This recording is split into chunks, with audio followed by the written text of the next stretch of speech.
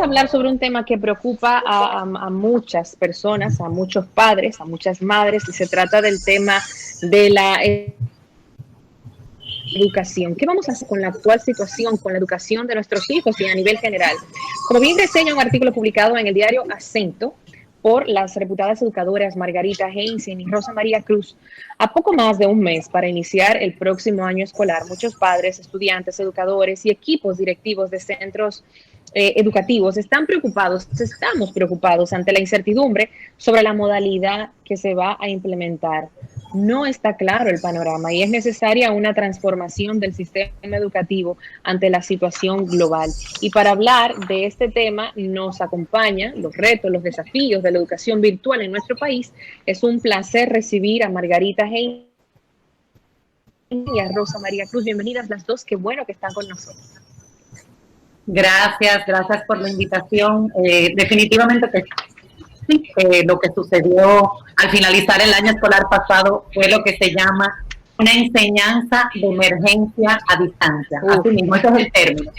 Y fue pues con las mejores intenciones. Yo creo que todos sabemos y hemos reconocido la labor de los profesores, los docentes, los padres, todo el mundo se abocó a terminar el año escolar, a garantizar la continuidad del aprendizaje. Yo creo que se evidenció que estábamos muy preocupados, todos de una manera u otra. En algunos casos incluso usando WhatsApp, usando lo que se tenía, como se tenía, a mano, así es. De la mejor manera posible. Pero eso fue una enseñanza de emergencia a distancia. Yo creo no, definitivamente si vemos los artículos, los autores que escriben sobre esto, y Rosa María es una experta en el área de educación virtual, definitivamente que tenemos que pensar en este nuevo año escolar, no en una enseñanza de emergencia, sino en lo que implica una educación virtual, porque aunque tenemos que esperar lo que decidan las autoridades, que tomarán las mejores decisiones a partir de la evaluación de la situación, sí vemos en otros países, y vemos la realidad, y vemos incluso como un doctor, como los doctores especialistas, como el doctor José Joaquín Puello, recomiendan que no se regrese de manera presencial, aunque todavía no tenemos, ¿verdad? Tenemos que esperar que las autoridades emitan, ¿verdad?, esas orientaciones y se tomen las decisiones del lugar. Todo perfila, todo apunta a que la virtualidad va a estar presente de una manera u otra. Entonces, ¿qué nos sentimos nosotros y en didáctica y los educadores, y Rosa María puede también abundar un poquito sobre eso? Que hay mucha desinformación, hay muchas personas que no están claras, entonces se ha generado todo como una ansiedad, unos niveles de estrés, sobre todo en los padres, pero también en los centros educativos, y que si estamos preparados, que si no estamos preparados. ¿Qué implica esto? Y me gustaría que Rosa también hable un poquito de este panorama que tenemos frente a un inicio del año escolar en un mes y cuánto, porque está pautado para el 24 de agosto. Efectivamente, de entrada sabemos ya, porque lo anunció así el que va a ser el futuro ministro de Educación, que el año escolar va a empezar en la fecha prevista, ¿no? Entonces eso es algo ya que ya lo sabemos. Él no ha puntualizado, lo típico que ha dicho durante la campaña, se va a mejorar y tal, pero no ha puntualizado nada sobre el tema de el tipo de educación, cómo va a organizar el tema de la educación teniendo en cuenta la situación sanitaria por la que estamos pasando todos, que no va a afectar solamente a los estudiantes de la salud pública, sino que va a afectar también a los estudiantes de la educación pública, sino de la educación privada, con el agravante de que, sobre todo en el sector de la educación privada, ya se están empezando a manifestar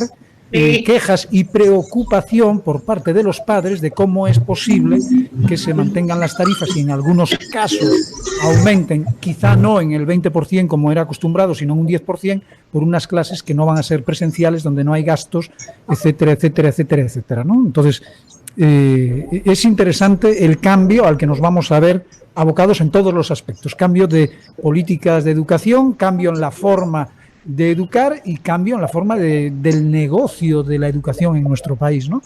Sí. Rosa. Sí, mire, hay una precisión importante, que era lo que Margarita comentaba. Hay mucha desinformación en relación a la educación virtual.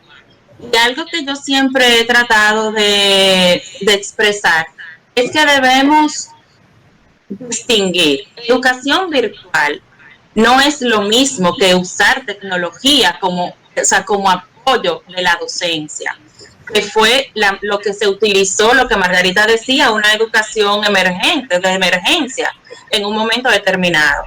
La educación virtual, llevar un programa en educación virtual implica una planificación, un diseño con unos lineamientos distintos, porque el entorno digital sustituye el aula física y por tanto, como docentes debemos garantizar que en ese proceso educativo que se está gestionando a través de un dispositivo, de un entorno virtual, pues podamos garantizar todos los elementos que debemos de prever en una educación presencial. Eso es la virtualidad. Tiene una gestión diferente, una planificación diferente, una intencionalidad pedagógica distinta a una clase que yo tengo en el aula, en la que yo uso una plataforma como apoyo, como un recurso de apoyo o como un recurso educativo. No es solamente el tema académico, es el tema de interactuación de los alumnos. Claro, a eso quería ir un poquito más adelante, pero a partir de lo que dice Rosa y comentaba Margarita, y escúcheme que la llamen por su nombre, pero son unas niñas al lado mío. Ahora,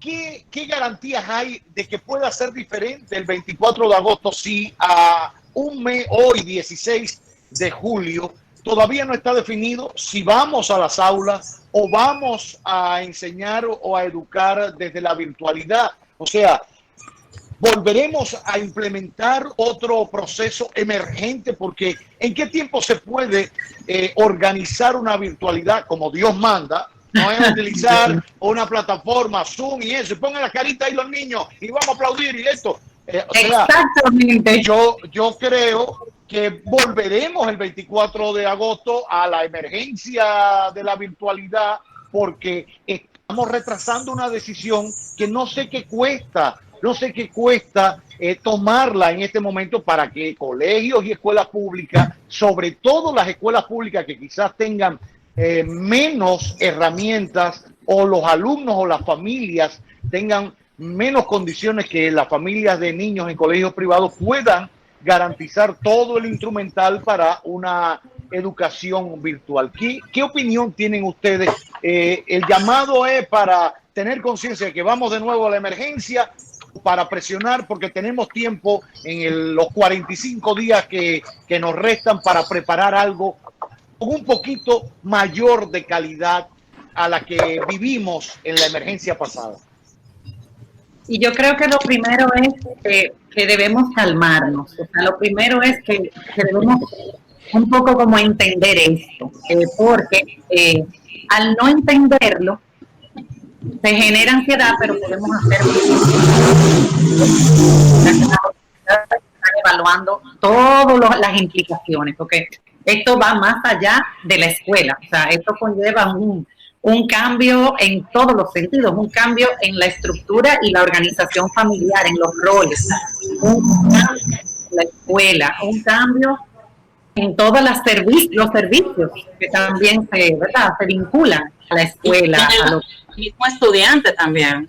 Y al propio estudiante. Entonces, yo creo que lo primero es calmarnos, entender esto bien, las implicaciones y ver los escenarios. Ahora, hay poco tiempo. ¿Qué implica? Y Rosa puede también mencionar otros aspectos. Nosotros trabajamos juntas incluso hace muchos años en UNIBE con todo este tema de virtualidad, cuando no se visualizaba que iba a pasar esto. O sea, nosotros impulsamos proyectos de virtualización, de clases virtuales con docentes, con estudiantes, y definitivamente conlleva una planificación, como decía Rosa, un diseño instruccional diferente, unos recursos, unas plataformas, que no es lo más importante, ¿eh? Y como yo aclaraba, que salió un artículo en Diario Libre, mencionando como que el ministerio tiene educando en línea, .educando.edu.do, con mucho contenido. Bueno, han subido contenido, perfecto. Eso no es educación virtual. O sea, colocar contenido en línea no es educación virtual. Entonces, definitivamente que hay que entender primero para hacer un plan y un cronograma de trabajo que requiere de formación de los docentes, que la verdad que hay que darle un aplauso a los docentes porque hicieron un trabajo extraordinario como pudieron, pero yo creo que toca, creo no, es un llamado a que toca ahora organizar y preparar este escenario, es un nuevo escenario, incluso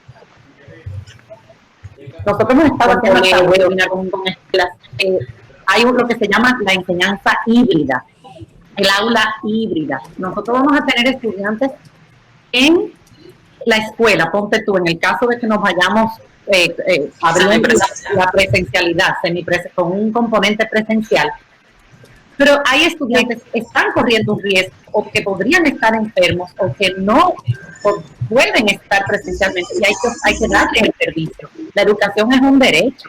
Tenemos el derecho a una educación de calidad. Entonces, ¿qué vamos a hacer con el que está en el aula, ponte tú, y el que está en su casa, que al mismo tiempo va a requerir esa enseñanza, es acceder a ese contenido y la interacción? Es un componente importantísimo, la interacción, porque tenemos lo sincrónico y lo asincrónico. Y Rosa puede abundar un poquito más sobre eso, porque no es, vamos a hacer 4 horas, como dice Cavada, en Zoom, y vamos a montarnos en que estamos ahí viendo la cara. No, ¿haciendo qué?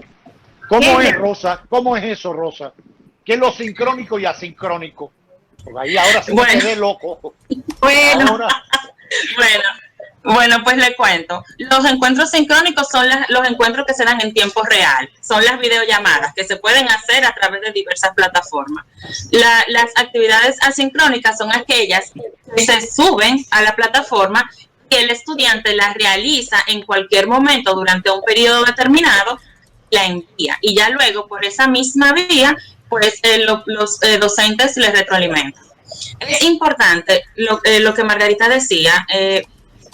Una clase virtual es una videollamada. Una videollamada es una estrategia de clase virtual. Pero una clase virtual es poner una actividad que se entregue a través de la plataforma con un diseño específico, porque ahí es que vamos. La importancia está en cómo nosotros diseñamos. Y ya luego el estudiante en 2 o 3 días o en el tiempo que los profesores determinen, la envía. O sea, la virtualidad indica diversas estrategias. Un Zoom no es una clase virtual, es una estrategia de la virtualidad. O puede ser una estrategia de apoyo a una clase presencial. Depende del enfoque que nosotros le demos.